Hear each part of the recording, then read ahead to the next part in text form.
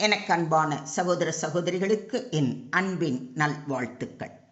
இன்று நாம் தியானிக்கும்படியாக தேவன் அருளும் வசனம் சங்கீதம் 22:26.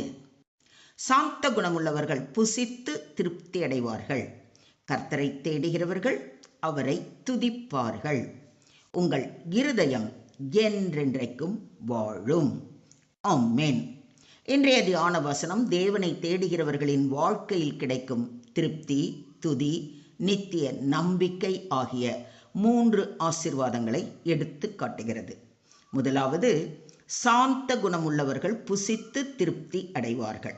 சாந்த குணம் என்பது பலவீனம் அல்ல, தேவனிடத்தில் நம்மை தாழ்த்தி அவர் மீது நம்பிக்கை வைப்பதாகும்.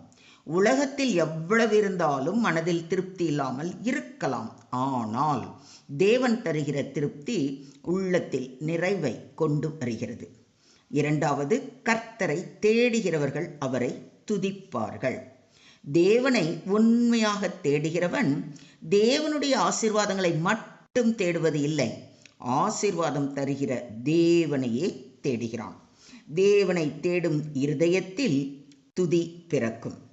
சூழ்நிலை சாதகமாக இல்லாவிட்டாலும் கர்த்தர் நல்லவர் என்று சொல்ல முடியும். மூன்றாவது, உங்கள் இருதயம் என்றென்றைக்கும் வாழும்.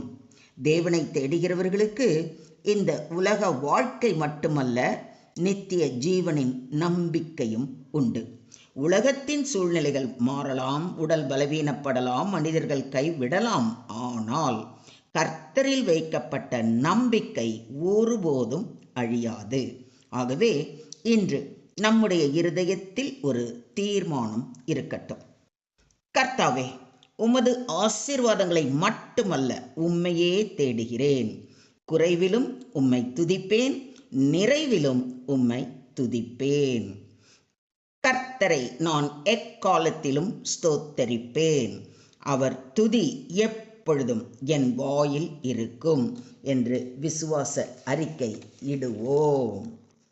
இப்படிப்பட்ட சாந்தமும் தேவனை தேடும் இருதயமும் திருப்தியையும் துதியையும் நித்திய வாழ்வின் நம்பிக்கையையும் பெற்றிருக்கும். கர்த்தரை தேடும் உங்கள் இருதயத்தை அவர் என்றும் திருப்தியினாலும் சமாதானத்தினாலும் மகிழ்ச்சியினாலும் நிரப்புவாராக. தேவனுக்கே மகிமை உண்டாவதாக. ஆமென்.